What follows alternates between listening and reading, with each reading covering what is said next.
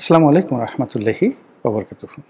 সম্মানিত দর্শক, বাংলাদেশের নিরাপত্তা উপদেষ্টা জনাব খলিলুর রহমান তিনি দিল্লিতে যাচ্ছেন। পত্রপত্রিকার পক্ষ থেকে বলা হচ্ছে যে ভারতের নিরাপত্তা উপদেষ্টা জনাব অজিত দোভালের নিমন্ত্রণে বা আমন্ত্রণে তিনি সেখানে যাচ্ছেন। এটা কোনো দ্বিপাক্ষিক বৈঠক না আপাত দৃষ্টিতে। এর কারণ হলো যে এশিয়ার কয়েকটি দেশ মিলে মার্কিন স্বার্থ সংরক্ষণের জন্য প্রশান্ত মহাসাগরীয় উপকূলে তাদের শক্তি বৃদ্ধি করার জন্য 2023 সনের দিকে একটি সংগঠন করেছিল ভারতের নেতৃত্বে। তো সেই যে সম্মেলন, সেই সম্মেলনের বৈঠক দিল্লিতে অনুষ্ঠিত হতে যাচ্ছে। আর যেহেতু স্বাগতিক দেশ অর্থাৎ ভারত এই বৈঠকটির আয়োজন করেছে, সে কারণে ধরে নেওয়া হয় যে ভারত সরকারের পক্ষ থেকে আমন্ত্রণ বা নিমন্ত্রণ পেয়েই সেখানে সবাই যাচ্ছেন। বাংলাদেশের জন্য এই বৈঠকটি বিভিন্ন কারণে গুরুত্বপূর্ণ। প্রথম কারণ হলো যে শেখ হাসিনা পরবর্তী বাংলাদেশে এই প্রথমবারের মতো জনাব অজিত দোভাল, ভারতীয় কর্মকর্তা, এবং এই যে বে অফ বেঙ্গলের যে প্যাক্ট, নিরাপত্তা প্যাক্ট, যেটাকে প্রমোট করার জন্য মার্কিন যুক্তরাষ্ট্র ভারতের নেতৃত্বে এখানে চীনের একটা যাকে বলা হয় প্রতিপক্ষ তৈরি করে বা চীন বিরোধী একটা ওয়াল, গ্রেট ওয়াল তৈরি করার চেষ্টা করছেন সমুদ্রে। তো সেই এই বৈঠকটি বাংলাদেশের জন্য গুরুত্বপূর্ণ এই কারণে যে চীনের সঙ্গে পাকিস্তানের সঙ্গে বাংলাদেশের সাম্প্রতিক যে দহরম মহরম সম্পর্ক, সেই সম্পর্কের প্রেক্ষিতে হঠাৎ করে এরকম একটি বৈঠক এবং সেই বৈঠকে নিমন্ত্রণ পাওয়া বা নিমন্ত্রণ গ্রহণ করা, এটি কোনো চারটিখানি বিষয় নয়।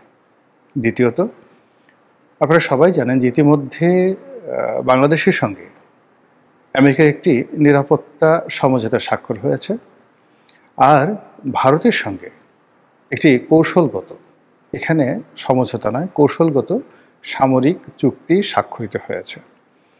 ফলে দৃশ্যত যে ট্রেড ওয়ার, বাণিজ্য যুদ্ধ চলছে ভারতের সঙ্গে আমেরিকার, সেই যুদ্ধের বিপরীতে কিন্তু তাদের যে সামরিক সম্পর্ক, এটা কিন্তু নষ্ট হয়নি। এবং সেই সম্পর্কটি চীনকে কেন্দ্র করে, সেই সম্পর্কটি মার্কিন স্বার্থ এবং ভারতের স্বার্থকে কেন্দ্র করে সম্ভবত হোয়াইট হাউস এখানে কোনো ঝুঁকি নিতে চাচ্ছে না।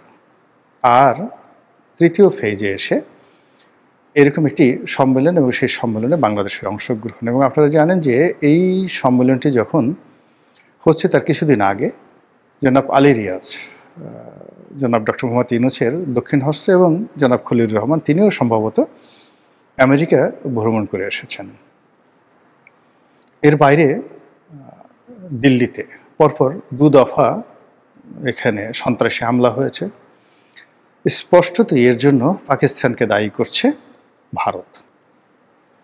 আর পাকিস্তানের হাত ধরে বাংলাদেশকে ফুটপ্রিন্ট হিসেবে পাকিস্তানি জঙ্গি গোষ্ঠী ব্যবহার করছে বা করতে পারে বা করা হবে, এরকম একটি ধোঁয়া তুলে, অভিযোগ তুলে বাংলাদেশের সরকারকে নাস্তানাবুদ করার জন্য যে দিল্লির প্ল্যান এবং প্রোগ্রাম যেখানে তুমুল বিক্রমে এগিয়ে চলছে, ঠিক সেই সময়টাতে জনাব খলিলুর রহমানের এই বৈঠক নিঃসন্দেহে খুবই গুরুত্বপূর্ণ। আমি শুধুমাত্র সম্ভাবনা এবং শঙ্কার কথাগুলো বলছি। আপনারা সবাই জানেন যে পাকিস্তান নেভি, মানে নৌবাহিনীর প্রধান, তিনি বাংলাদেশ সফর করেছেন। আর গত 50 বছরের মধ্যে, অর্থাৎ স্বাধীনতার পরে এই প্রথম কোনো নেভাল শিপ, নৌবাহিনীর কোনো জাহাজ চট্টগ্রাম বন্দরে নোঙর করেছে।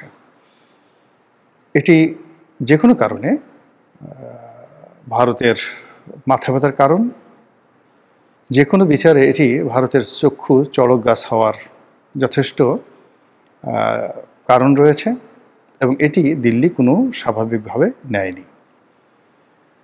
এরপর পাকিস্তানের জেনারেলদের ঘন ঘন বাংলাদেশ ভ্রমণ এবং বিশেষ করে পাকিস্তান সেনাবাহিনীর দ্বিতীয় গুরুত্বপূর্ণ ব্যক্তি, তিনি বাংলাদেশ ভ্রমণ করে গেছেন এবং হাতে লাঠি সহকারে মাথায় ক্যাপ দিয়ে অনেকটা সামরিক কায়দায় যেভাবে তিনি আমাদের ডক্টর মোহাম্মদ ইউনূস সাহেবের সাথে বৈঠক করেছেন, আর সেই বৈঠকের পরে আবার আমাদের সেনা সদরের সঙ্গে তার যে বৈঠক, এটি অত্যন্ত তাৎপর্যপূর্ণ। এর হাত ধরে, মানে এই ঘটনাগুলোর হাত ধরে ভারতের উচ্চপদস্থ সামরিক কর্মকর্তারা আমাদের সীমান্ত অঞ্চলে তাদের যে সকল গ্যারিসন বা তাদের সামরিক ঘাঁটি রয়েছে, সেই সামরিক ঘাঁটিগুলোতে তারা শক্তি বৃদ্ধি করেছে এবং তারা ব্যক্তিগতভাবে সেখানে ভ্রমণ করেছে। এবং ভারতের যে উত্তর পূর্বাঞ্চলীয় কমান্ড, নর্থ ইস্ট যে কমান্ড রয়েছে সেনাবাহিনীর, সেই কমান্ডের যিনি কমান্ডার এবং ভারতীয় সেনাবাহিনীর দ্বিতীয় গুরুত্বপূর্ণ ব্যক্তি, তিনি পার্সোনালি ব্যক্তিগতভাবে কলকাতাতে এসেছেন, শিলিগুড়ি এসেছেন, আসামে এসেছেন। তো এই অঞ্চলে ত্রিপুরাতে এসেছেন, এই অঞ্চলে এসে তিনি রাত্রি যাপন করেছেন এবং তার সামরিক কর্মকর্তাদের সঙ্গে তিনি বৈঠক করেছেন। এটা কোনো ছেলে খেলার বিষয় নয়। বিশ্বের এত বড় একটি সামরিক বাহিনী, তাদের প্রতিটি পরিকল্পনা গোয়েন্দা তথ্যের ভিত্তিতে, এবং বাংলাদেশের মতো একটা রাষ্ট্রের সঙ্গে দ্বন্দ্ব এবং সংঘাত করার জন্য তাদের এইরকম রণপ্রস্তুতি একেবারে একটি অসম্ভব একটা বিষয়।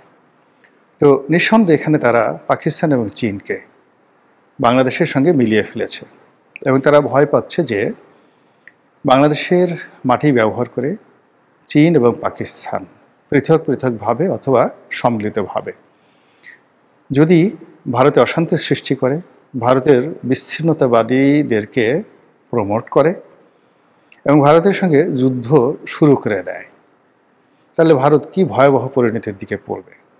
এই বিষয়গুলো তারা অত্যন্ত গুরুত্ব সহকারে তাদের কেন্দ্রীয় কমান্ড কাউন্সিল এবং রিজিওনাল কমান্ড কাউন্সিল সহ গ্যারিসনগুলোতে অর্থাৎ ক্যান্টনমেন্টগুলোতে তারা এই বিষয়গুলো নিয়ে নির্ঘুম রাত কাটাচ্ছে। অন্যদিকে হঠাৎ করে আওয়ামী লীগ সভানেত্রী শেখ হাসিনাকে তারা যেভাবে প্রমোট করছে, যেভাবে তারা ছেড়ে দিয়েছে এবং যেভাবে ভারতের মদদে সর্বশক্তি নিয়োগ করে বিশ্ব মিডিয়াতে শেখ হাসিনাকে তুলে ধরা হয়েছে, ইট মিনস, এর অর্থ ভারত বাংলাদেশের যে কোনো বিষয়কে এখন তাদের অন্য আন্তর্জাতিক যে কোনো বিষয়ের চাইতে গুরুত্ব দিচ্ছে। এবং এখানে যারা ক্ষমতা আছে, আগামীতে যারা ক্ষমতা আসবে, তাদের ব্যাপারে ভারতের আগ্রহ এখন চরমে। কোনো অবস্থাতেই ভারত বাংলাদেশের কোনো ঘটনাকে রাজনৈতিক পট পরিবর্তন বা এই যে বর্তমানে যারা ক্ষমতা আছেন তাদের কোনো কর্মকে তারা এখন অ্যাভয়েড করতে চাচ্ছে না, কিংবা এই কর্মকে তারা কোনো অবস্থাতেই নিজেদের হুমকির বাইরে সে রাখছে না।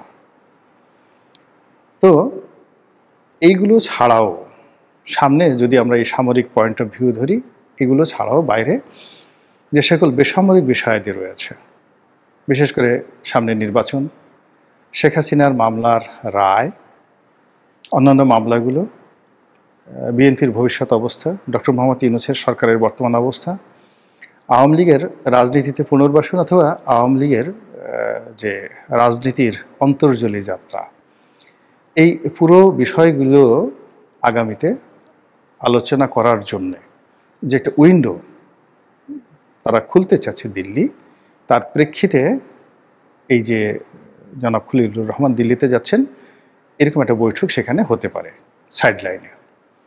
এ গেল এক। 2 নম্বর হলো যে ভারত এখানে খুব কঠোর অবস্থানে যেতে পারে, একেবারে 1-2, যে আমাদের হাতে এই দেখো তোমাদের প্রমাণ আছে, তোমাদের মাটি ব্যবহার করে এই কাজগুলো হচ্ছে, তোমাদের দেশে এই জিনিসগুলো হয়েছে এবং গত 14 মাসে তোমরা তোমাদের জনগণ দ্বারা এবং তোমাদের বন্ধু রাষ্ট্রের দ্বারা তোমরা এই কাজগুলো করেছো, দিস ইজ দ্য ডকুমেন্ট। নাও ভবিষ্যতে তোমরা যেন আমাদেরকে দায়ী করতে না পারো, এই জন্যে তোমরা যে কাজকর্মগুলো করেছো এটা আমরা কূটনৈতিক চ্যানেলে তোমাদের সঙ্গে একটা সমঝোতা করতে চাচ্ছি, stop it, otherwise it will be printed in the international media as well as, তখন আর আমাদের পিছনে ফেরানোর কোনো সুযোগ থাকবে না এবং তোমাদেরকে কোনো অবস্থাতে আমরা সাহায্য করতে পারবো না, যখন এটা একটা একেবারে সম্মুখ একটা মানে যাকে বলা হয় সমর শুরু হয়ে যাবে। তো এই যেগুলো আমাদের কেবলই মাত্র প্রেডিকশন। উনি ওখানে যাবেন, যাওয়ার পরে বাংলাদেশের পক্ষ থেকে যা বলা হোক বা না হোক, কিন্তু ভারতের পক্ষ থেকে এইগুলো চুলচেরা বিশ্লেষণ করা হবে।